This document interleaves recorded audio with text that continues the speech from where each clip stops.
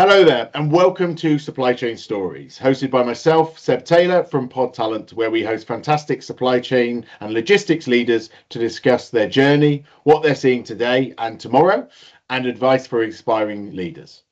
Today, I'm delighted to be joined by Anders Zobbe, who has a varied and exciting career with Volvo, Carlsberg, Capri Sun, and is now Senior Director, Head of Global Supply Chain at Radiometer. Anders, thank you for joining me today.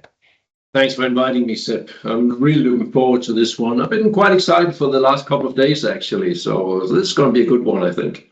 Yeah, definitely. I'm really excited about the conversation. So, look, let's get started. For those that don't know you, could you tell me a little bit about yourself and I guess your career journey?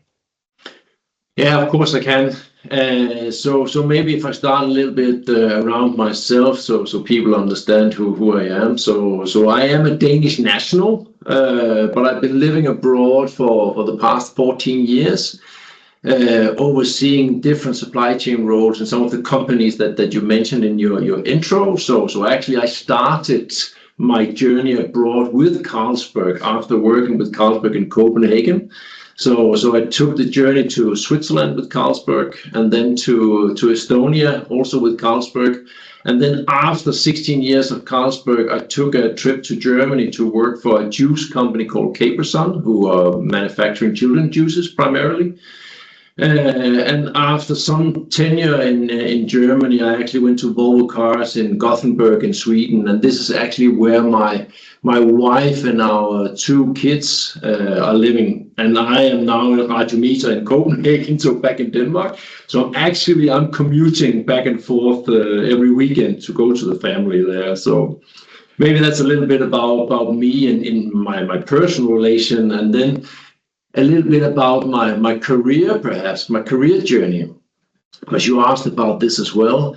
It has never really been a straight line, to be honest, and it very rarely is with these career journeys. When I was younger, and that's probably a lot younger, I was very dead set on that my career and my future was in the army, actually, believe it or not.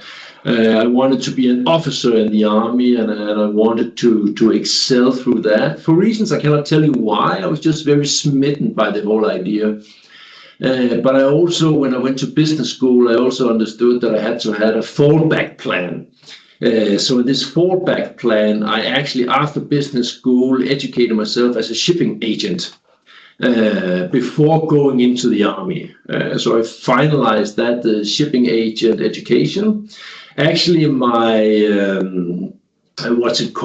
my specialty was air freight at the time. Then I went into the army, and after a couple of years in the army, I decided it was time to go back to civil life for various reasons. Army was really good. I really liked it there, so it was a good place for me to be. But, you know, my private situation, my family situation had changed, and therefore it made good sense for me to go back to civil life. When going back to civil life, I of course took my fallback plan, and then I went into the 3PL operations and starting to be distributing goods across Denmark in various companies in my journey. And then at some point, I just wanted more for myself, a little bit more of the logistics side and not just a very small piece of it. So I started to develop and educate some of the areas where I was not so strong, and then became much more into the logistics area. And this is probably where my first journey with Carlsberg actually started, because I've been in Carlsberg 2 times. So my journey started there with the whole logistics perspective. And then after, I think 3 years or something like that, I had a good offer at a 3PL operator in the Copenhagen area, which is a much broader scope inside of logistics. And I took that one. And I did that for a course of time. And then I had the opportunity to go to Toyota, actually, so automotive industry. So a little bit of 3PL, then a little bit of FMCG, and then into the automotive. And then during my time at the automotive, I got a call back from Carlsberg that they had some new challenges, a transformation that they were doing a lot of centralization. They were automating their warehouses, so they were setting up picking robots and so on. and they wanted me to be part of that transformation journey. So I actually went back to Carlsberg, where I then stayed for the following 16 years, actually doing different supply chain roles, excellent roles, and started to develop my toolbox, if you can call it like that. And they offered a lot of different types of training as well. So I could continue my journey within a broader, let's call it, supply chain need, which also then in the end gave me an appetite for even more end-to-end supply chain view. Because as you start to understand, the more you know, the less you actually know, right? So the more you get into the things, the more you actually understand, I don't know this one. I don't know this one. I want to know about this one. So typically me, I'm very driven towards the areas where I need more practice, more skills. So I will try to go into those areas. So that was a little bit my journey, actually, which then after Carlsberg took me to the other ones that I mentioned. And now I have the good fortune of sitting in Radiometer with the responsibility of global supply chain. It's a little bit fast tracking on the career path. No, that's great. No, look, it's really useful. And I think for anyone, it's good to understand how you got there as well. I think what's really interesting is, I think a lot of people, especially at a not junior level, but people who are moving up in their career, they see their path as very linear. And I think what you described was a very non-linear journey, both in terms of industry, but also in terms of roles. And I guess I talked at the start about you having a very a varied career. I guess from your point of view, that variety that you've had, what do you feel the benefit is that's given you sort of getting into your role now? I absolutely think that some of the benefits is that when you try different branches, so like 3PL, automotive, FMCG, you get a much broader supply chain perspective. And I think that perspective will help you in anywhere that you go. If you come to where I am now, which is healthcare diagnostics, where we build instruments for diagnostics, you actually bring in my perspective, a very broad foundation of knowledge from other businesses. Because if you only stay within your own area and you only recruit within your own area, how are you going to transform? How are you going to change? So I think I'm able to challenge the more existing ways. Of course, it also sometimes gives you some pushback, because this is not how we usually do it here. This is not how we normally, and those kind of things, which sometimes make perfect sense. Then I need to reflect and say, okay, then I need to recalibrate and think about how I can then change so it applies for this business. Other times, I probably get a little bit stubborn because I know in my heart this is going to work. The data tells me this is going to work, so I'm going to push it anyway. And then at some point over the line, people will then see the benefit of that. So I think I bring a lot of variety and new ideas to the table, which is not usual for that business. Yeah, and very valid. I think I've heard that before, of that sort of echo chamber, that you can end up in a situation where you're speaking to people who think the same as you, have the same experience, so you never take the best practice. Do you know what I mean? FMCG and automotive, wildly different operating models. Yes. And they'll be, so I think being able to see the similarities, but be able to take maybe sometimes the speed, I guess, of the FMCG, but then the quality, for example, piece of automotive, and being able to put those two together gives you like a high functioning operation. I've seen it, people, take practices that's never been used in that industry, but it's very used in one. And it gives you a competitive advantage from a sort of operational standpoint. I agree with that. I see a lot of that also in my current role, because when you come from the FMCG, you work with different cost focus, you work with different margins to the products, because the units are so much bigger volumes in FMCG compared to diagnostic, compared to automotive. So I think you get a cost perspective, and then when you go to automotive, you get a quality perspective. Not that FMCG doesn't have quality, they absolutely do. They're just different ways of regulating it. And then when you come to the healthcare industry, there's completely different ways of regulating it. So I think you are able to challenge the way of operating, so how to be more cost efficient. But I think you also bring in, but not at the expense of the customer. Yeah. Okay. Interesting. And we talk a little bit about your career and how you've got there. You've obviously, moved, and you're obviously where you are now in a very senior role. I guess from your point of view, what was the most important piece of advice that you were given by a mentor or a colleague that felt like that sort of gave you that push and moved you forward? Maybe that's a tough one, but so when you are 50 plus, let's call it like this, like I am, then you will have a lot of different experience through your careers. Of course, it's hard to pinpoint one specific, but one of the earliest one I got, which is still sticking to me that day to day, and I actually got it in the army, was about being authentic, transparent, and true. As a leader, you have to be authentic, transparent, and true.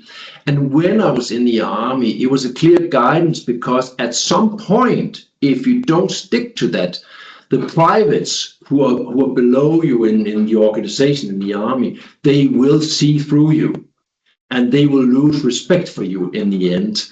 And when you are in the army, losing respect means something completely different than in private life, because if you are in a sharp situation, you need people to trust you and to follow you. So I think that one really stuck with me through my career. And I try the best I can to be very open and transparent in as much as I can without overstepping my leadership boundaries. And I always be as authentic as possible. And one of the reasons also, I had a Russian boss once who had this saying sometimes when people started to make a lot of stories. He said, "You're caught in your own stories." So what does it mean? It means if you're not authentic, you will have a tendency of not remembering the story you told the last time. So now you're making a new story, and next time you make a third new story. And then people start, this is so not what he said the last time. So if you stay true to yourself, you will always tell the same story, because it's the true story, if you know what I mean. Yeah. So I think that has really stuck with me. And then I also have a mantra that I use in my leadership. It's the fast, eat the slow. It's not mine. I stole it. I recognize that. But what do I mean about the fast, eat the slow? I mean, it's super important, especially in supply chain, but also in commercial, of course, that we go to the market with our developments and our new ideas as some of the first movers in some cases. You see that let's take some examples from the automotive industry. When Tesla hit the market, when EV really came on the rise, Tesla was really on the forefront. The volumes were crazy. The value of the company was crazy. What you saw from Tesla was these new cars which nobody has seen before, technology which hasn't really been seen before in most of the world. And then for a long period, the development has kind of slowed down or paused. The Tesla models you see today is basically the same you saw 5 years ago, just with a little bit of facelift. What has happened in the market is BYD, so Build Your Dream from Asia, has become so much bigger. It's probably the biggest today. So that's what I mean about the fast, eat the slow. So you have to keep pushing. You have to keep being relevant to your customers, to the market, to your internal stakeholders, because otherwise you're losing the game. So how I transfer that into my daily leadership is when you're working on a project, you're working on a new technology implementation. I always try to tell the organization, don't be scared of failure. We will learn from failure. So I rather want to push it out before it's perfect than wait for perfection, because perfection might never come. And while we're waiting, somebody else is already hitting the market, if I can use it like that. So I really think it's important to start something, get it rolling. And then in some cases, because it's supply chain, we will build the airplane while we're flying up in the air. Yeah. So I think that's some of the things that I took with me, at least. I love that. The fast eat the slow I really like as well. Like I know what you mean about being the first mover. I also think there are a lot of times where we wait for perfection, and because we're waiting for perfection, we then miss the boat. Yes. And it's sometimes better to have it 80% complete and learn the other 20% because you can iterate. Also, if something isn't fully formed, then it's much easier to learn and adapt it, going, we know it isn't the completed article. Whereas if you complete it and then try and go, especially trying to get stakeholders involved and go, we've already signed it off, but we now need to change. It's also just that framing of what you're doing as well. And then it's also about being dynamic. I use the same phrase as you were just mentioning here. I always say 80% is good enough. Let's just keep the ball rolling. And it's also about showing your willingness to support the business, because the rest of the business sometimes is waiting for the next move for supply chain. And if we keep searching for perfection, they're going to wait for a very long time. And that means supply chain starts to get less relevant inside the organization and start to be a bottleneck instead.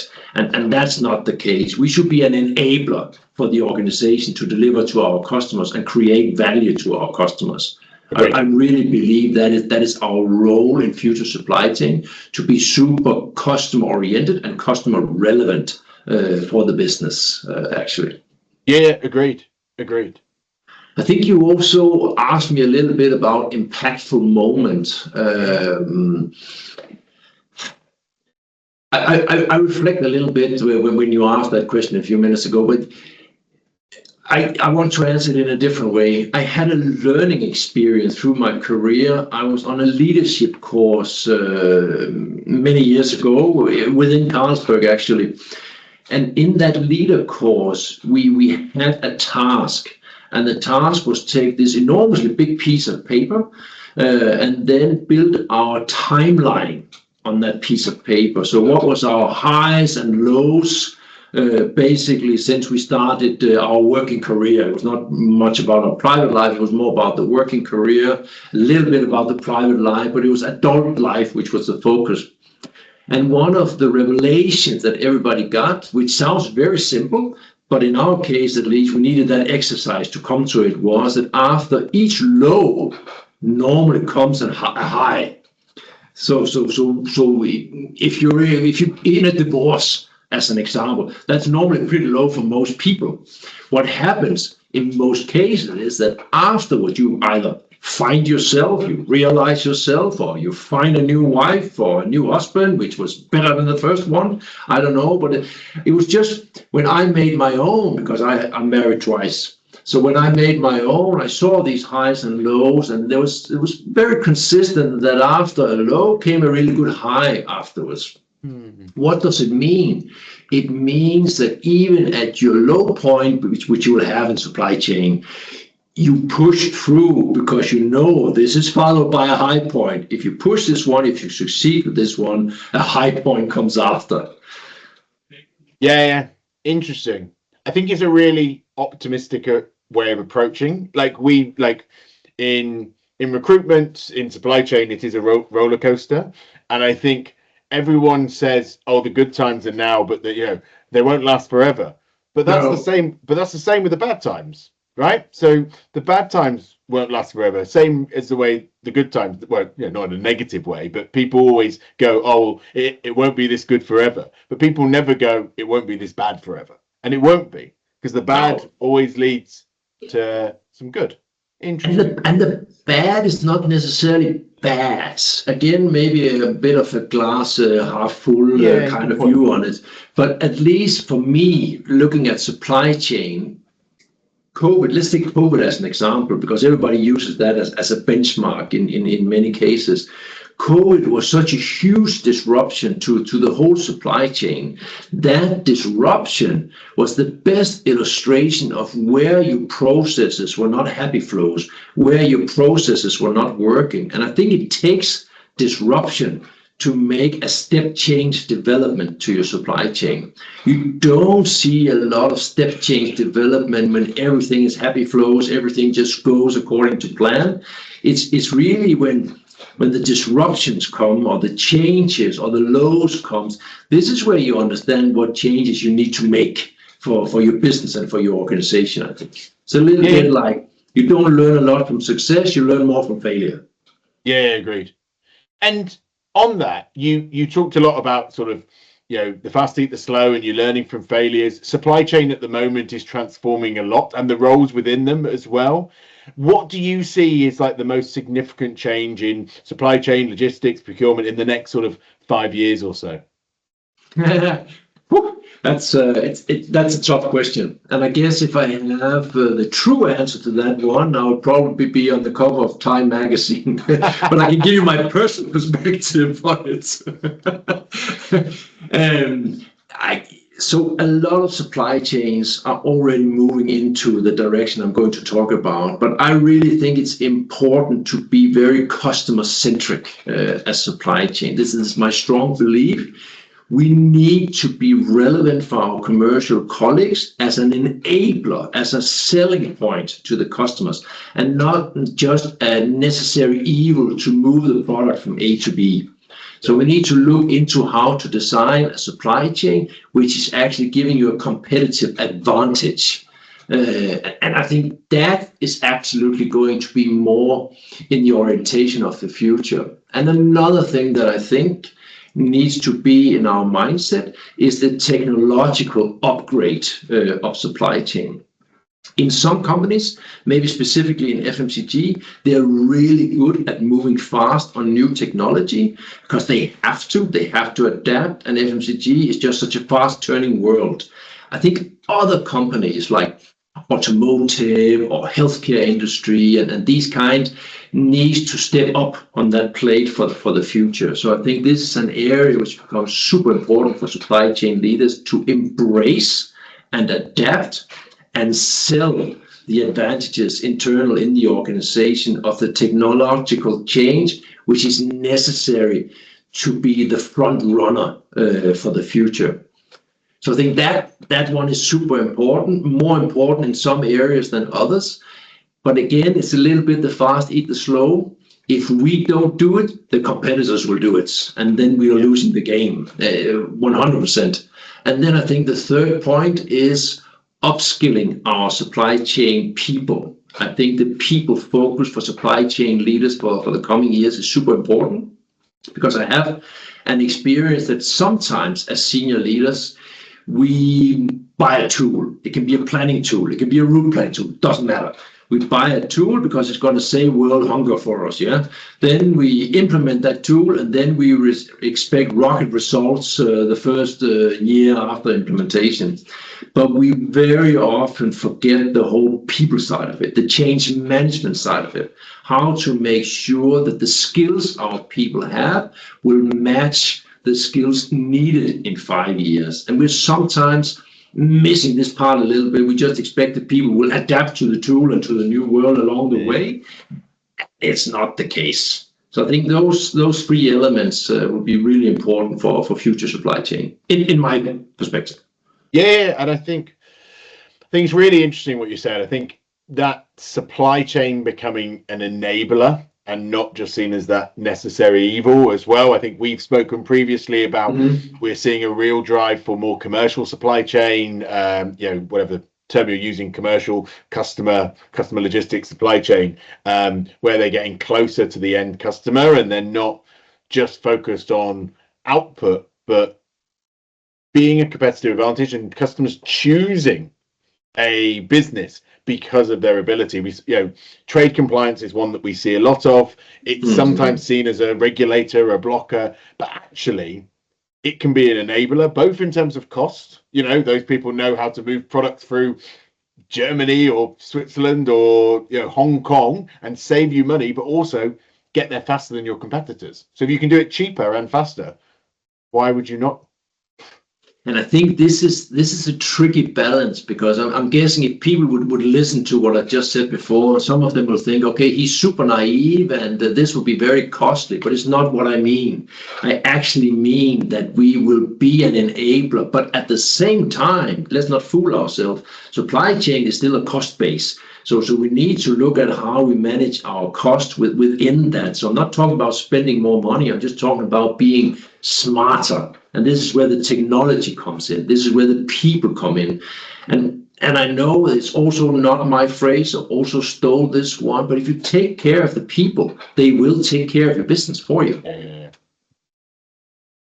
Yeah, I agree. I think people see it as, just on the first point around that cost piece, is, oh, well, that's adding extra value in. But actually, sometimes it's tiering your customers, for example, which I know we've spoken about. Like, it's around, not every customer needs the level of service that you think. It's not a one size fits all. So actually, being more dynamic and adaptable, as you said, to your customers can actually reduce the need that you need to provide as well. So actually, you could be doing less work for more. Yeah, but of course, supply chain probably in many areas will witness an increase of complexity in the future, and this is where we need to move fast as supply chain leadership to adapt to that complexity. So what do I mean when I talk about that? If you think about yourself as a private person, if I look at myself as a private person, I can go online, I can order a Christmas calendar online to my kids, I can go to Amazon, I can buy whatever new high-tech I got my heart set on, and then in a few days later it's delivered. This is my private life. I can go into the supermarket, I can pre-order, and then I can go to the pickup at the supermarket and everything's already picked and packed for me. That convenience I am starting to take into my work life as well.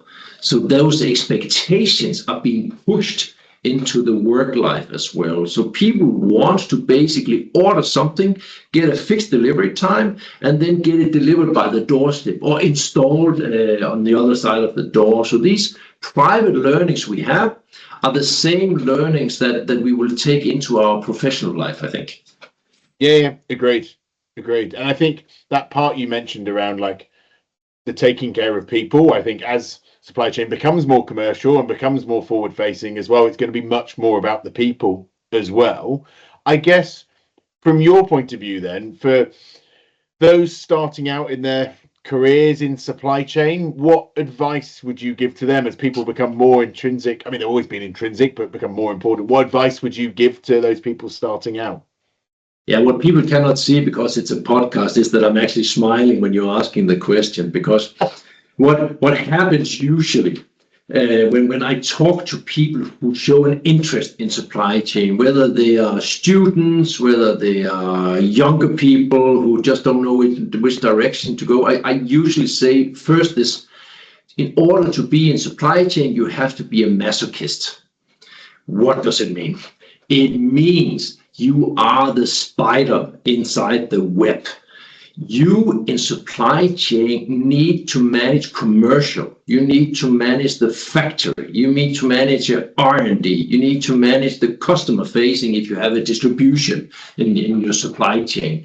And you need to fit all of that into your supply chain planning, which includes not only planning, but your logistical setup with your warehouses, your distribution, your transportation, your trade, as we talked about earlier. So there's so much connectivity and so many differentiated KPIs from those stakeholders, which means you will never make your stakeholders happy in the end.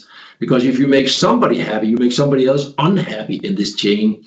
So as a supply chain, you need to take a lot of hits in terms of not managing all expectations, but your goal is to level the expectations as best as possible to find the right balance. And for that, you will sit in the middle of the storm quite often. So that's why I'm saying you need to be a masochist. It just means you need to firefight today and at the same time predict what happens in 18 months from now, so you'll do less firefighting in the future. That's it. Yeah. balance you're constantly in supply chain. So you want to be strategic. At the same time, the other hand needs to fix the problems you have today.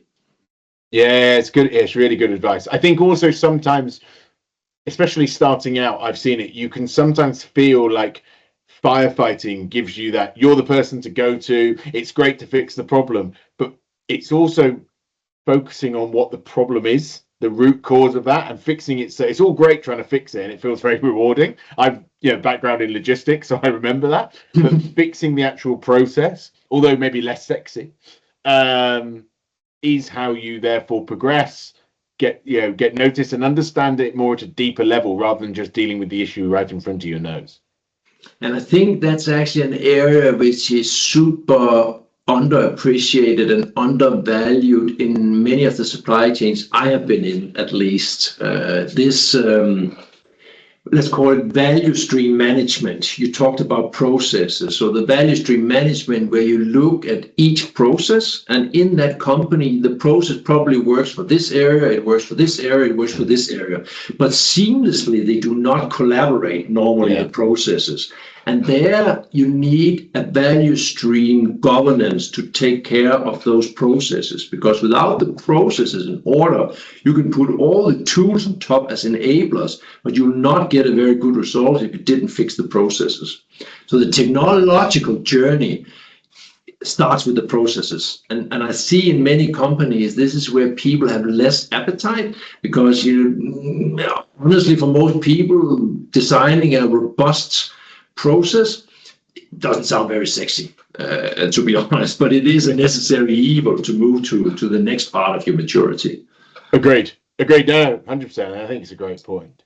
And I guess on the flip side of that, so not just people who've joined, but those who are, have had a strong career in supply chain, but they're aspiring to reach a senior level, such as yourself. What advice would you give to them for people who've trying to make that move? One of the things that, many things actually. So first of all, I think you need to be adapted to change, because the higher you get, the more overview you get. And that somehow you need to translate to the organization below you. So you need to be very quick at change in order to explain it to the next level, who needs to have a longer path on the change model, on the steps that they need to take to adapt to it. So I think fast to changes. And then I also think, again, like we said before, the people part is getting super important. When you come to a more senior role, it is not necessarily always the one-to-one relationship, which is as important as it is on your way up in your career, but the communication part becomes much more important. As a senior leader, there's huge expectations to how you communicate, what you communicate, and how often you communicate, actually. And then again, repeating myself a little bit, authenticity, I think, is super, super important. And that goes for the more senior you get, the more authentic you have to be in both being yourself, but also in your communication, actually. And then one of the things that I normally look for when we have meetings, when I have my management team and we look at tasks and how to do it, I normally look for the person who voluntarily sticks his or her hand up and say, yeah, I can take that, regardless of if there is their area or it's not their area. So I think being the one in the room ready to take responsibility and accountability to drive the business, I think that's also an expectation for a senior leader. Nice.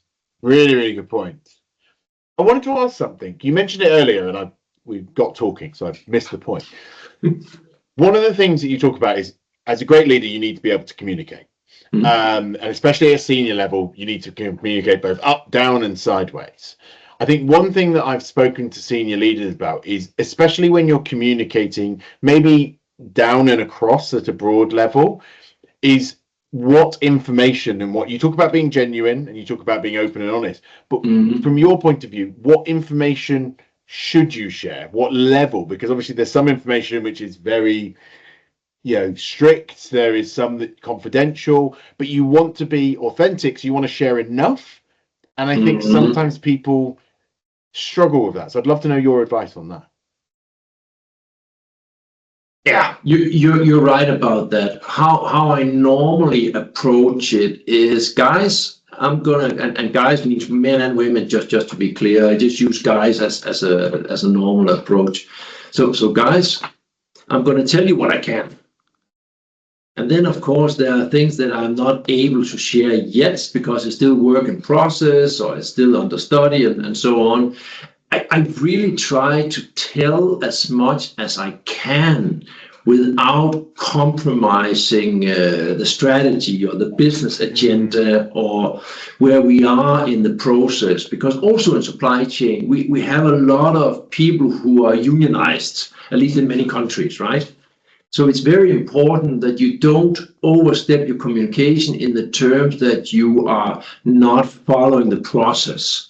There is a certain process that you need to follow. So what I'm sharing is the maximum of what I can share, depending on where I am in the process. And it's not like I don't try to give small hints here and there, because that normally just leads to even more insecurity for people. I try to translate my communication, and here it depends on what level I'm talking with at the time, but I try to translate communication into what I know and what does that mean for the audience I'm talking to here and now. I think this translation is important because you can talk all about the strategies that you want. What people really want to know in the audience is, how does this affect me? Yeah, that's a good point. Really try to translate as much as possible into how does you, XYZ sitting in the audience, get influenced by this. Sometimes they don't get influenced at all. It's probably a big change for the company, but not necessarily for the planner or for the trade compliance person. So I'll be probably quite vocal about that. If it is something where we are reorganized and they will be impacted, I will also say we are looking at everything, which means that all of us will probably in some shape or form be impacted by this. As soon as I know more, I will share with all of you. It's really a fine balance. Yeah, which is why I think people struggle. But I think that piece of advice around tailoring it to your audience, but actually thinking it's not that they want all the information. They want to know how it affects them. Yes. And their remit as well. I do think as well there is elements where leaders who share just a little bit more than maybe is, I don't want to say allowed or anything like that, you build a really integral trust because people feel that they're trusted with the information and they therefore feel like they're part of the conversation, even if they're not influencing as well. I fully agree, and I am no saint. I have also done that a few times. But again, like I said before, it depends on what level I'm addressing in the moment, because I have several levels in my organization. Of course, some levels are more prone to more information than others. Yes, of course. So when you have a tight leadership team, so your nearest reports, they get access to more information. And in all honesty, yes, sometimes they also get access to more information that I actually probably should have shared.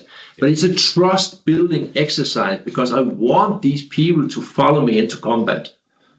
Yeah, agreed. And that links neatly. We've just done a full circle, and that links firstly back to your initial career in the services as well. Well, look, Anders, that has been fantastic. Like, I've loved every minute. There's some really great takeaways from throughout. So I want to thank you so much for your time today. I loved having you on, and I'm sure our audience will as well. So thank you. Thanks for having me. It was a super nice experience, and I hope if only one or two people will get benefit from that, then good for that. Yeah, I'm sure more than one or two. But thank you again, and speak very soon. Thank you. Bye.